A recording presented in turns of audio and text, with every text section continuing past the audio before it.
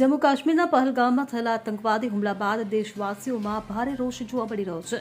આ હુમલામાં 3 ગુજરાતીઓ સહિત 26 ભારતીય નાગરિકોના મૃત્યુ થયા હતા। આતંકવાદી હુમલા બાદ ભારત સરકારે પાકિસ્તાની નાગરિકોની 48 કલાકમાં ભારત છોડી દેવાનો આદેશ કર્યો હતો। તો બીજી તરફ ગુજરાત પોલીસ દ્વારા ચંડોળા તળાવના આસપાસના વિસ્તારમાંથી કુલ 890 લોકોની અટકાયત કરવામાં આવી હતી।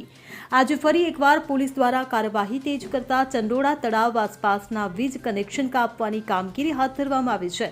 ચુસ્ત પોલીસ બંદોબસ્ત સાથે ટોરન્ટ પાવરની ટીમ વીજ જોડાણ કાપવા માટે ઘટનાસ્થળે પહોંચી ગઈ છે।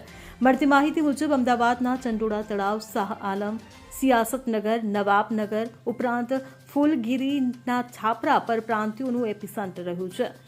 રોજી રોજગાર મેળવવા આવેલા પરપ્રાંતિયોની સંખ્યા આ વિસ્તારોમાં સૌથી વધુ છે। આ વિસ્તારોમાં કાર્યરત સ્વૈચ્છિક સંસ્થાઓનું કહેવું છે કે આ વિસ્તારમાં રહેતા કેટલાય પરિવારોએ એવા છે જે અન્ય રાજ્યના જરૂર છે, પણ તેમના બાળકોનો જન્મ ગુજરાતમાં થયો છે।